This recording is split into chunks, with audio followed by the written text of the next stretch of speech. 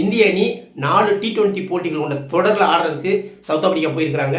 இதில் முதல் 2 போட்டியில் ஒரு போட்டியில் இந்தியாவும் ஒரு போட்டியில் சவுத் ஆப்பிரிக்காவும் ஜெயிச்சிருக்காங்க.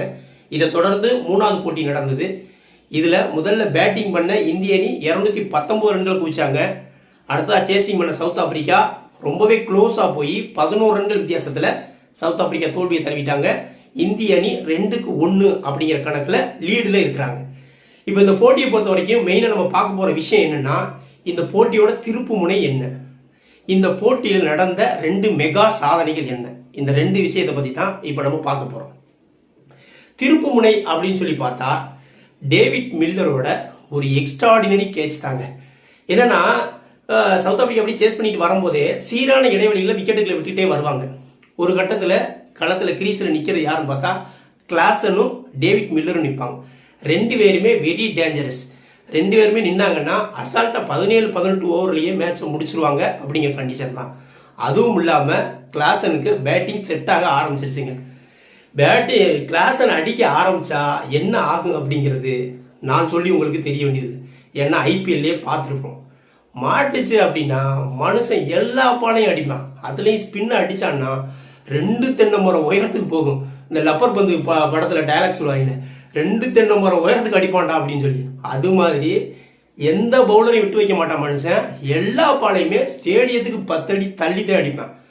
அந்த மாதிரி கிளாசனுக்கு மாட்டுச்சுங்க. நல்லா போட்டுக்கிட்டு இருந்த சக்கரவர்த்தியை ஓவரில் ஹாட்ரிக் 6 அடித்தான் மனுஷன். அடித்தா 3வது 6 109 மீட்ரு. அவ்வளோதான், சோழி முடிஞ்சது, கிளாசனுக்கு கிளிக்காக ஆரம்பிச்சிருச்சு அப்படின்னு எல்லாம் சவுத் ஆப்பிரிக்கா ரசிகர்லாம் ஆர்ப்பரிக்க ஆரம்பிச்சிட்டாங்க. இந்திய ரசிகர்லாம் அப்படி சோர்வாக ஆரம்பிச்சிட்டாங்க. அந்த நேரத்தில் அடுத்த ஓவரில் கிளாசன் அடிக்கணும்ட்டு அவுட் ஆகி போகிறாப்புல. ஆனாலும் டேவிட் மில்லர், கில்லர் மில்லர் உள்ளே நிற்கிறாப்புல. மில்லர் இருக்கிற வரைக்கும் நிச்சயமாக ரிசல்ட்டை இந்தியா பக்கம் போகும்னு உறுதியாக சொல்லவே முடியாது. ஏன்னா கடந்த வேர்ல்டு கப்லேயே நம்ம T20 வேர்ல்டு கப் ஃபைனல்லையே பார்த்துருப்போம். அதே மாதிரி மில்லர் 18 பாலுக்கு 18 ரன் அடிச்சுட்டு இருக்கும்போது ஹர்திக் பாண்டியா வீசின ஓவரில் ஒரு இமாலய 6 மாதிரி ஒரு ஷாட் ஒன்று அடிக்கிறாப்புல. அந்த கேட்சை வேற யார் நின்றுருந்தாலும் எடுத்திருக்க முடியாது.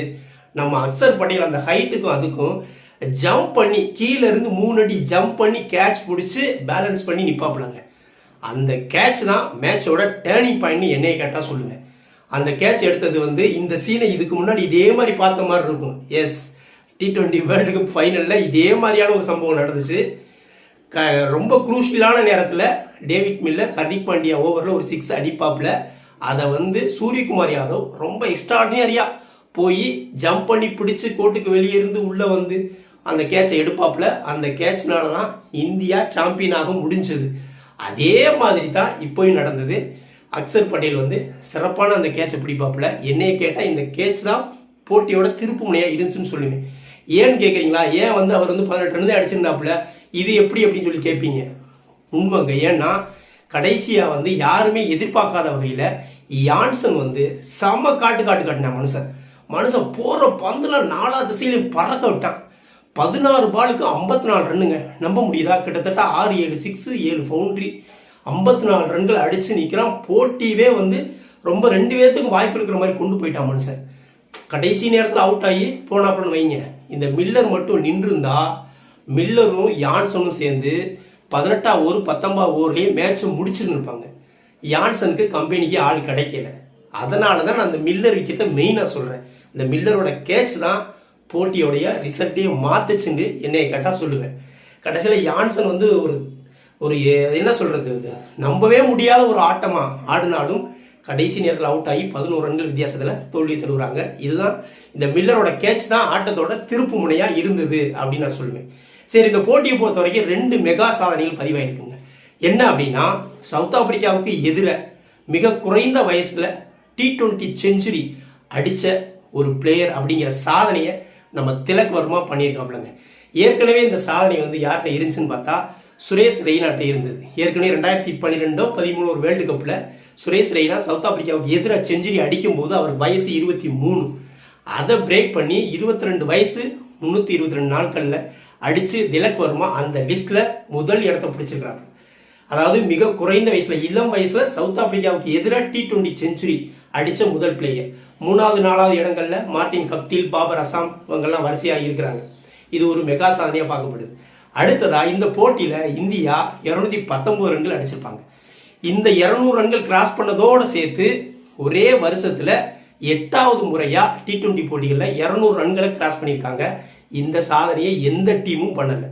ஒரே வருஷத்தில், அதாவது கேலண்டர் இயரில் 200 ரன்களுக்கு மேலே, T20 போட்டியில் 200 ரன்களுக்கு மேலே அதிக முறை அடித்த அணி இந்தியா அப்படிங்கிற ஒரு சாதனை வச்சுருக்காங்க. இது 8வது முறை, இந்த போட்டி 8வது முறையாக பதிவாயிருக்குது. இது ஒரு மெகா சாதனையாக பதிவாயிருக்குதுங்க. இனி அடுத்த போட்டி காத்திருக்குது. இப்போ இந்தியா ஓரளவு சேஃப் ஜோனுக்கு வந்துட்டாங்க. என்ன அப்படின்னா இன்னும் ஒரு போட்டி தான் இருக்குது. அதில் தோத்தாலும் சீரீஸ் சமமாகும், லெவல் ஆகும். இந்தியா தோக்கிறதுக்கான சீரீஸை இழக்கிறதுக்கான வாய்ப்பு இல்லை. சப்போஸ் அதில் ஜெயிச்சா 3-1 சீரீஸை எடுப்பாங்க, தோத்தா 2-2 சீரீஸை லெவல் பண்ணுவாங்க. அதனால சேஃப் ஜோனுக்கு வந்துட்டாங்க. அடுத்த போட்டியை பொறுத்திருந்து பார்ப்போம். வீடியோ பிடிச்சிருந்தா லைக் கமெண்ட் பண்ணுங்க, குறிப்பாக சப்ஸ்கிரைப் பண்ணுங்க. மற்றும் ஒரு வீடியோவில் சந்திப்போம். நன்றி.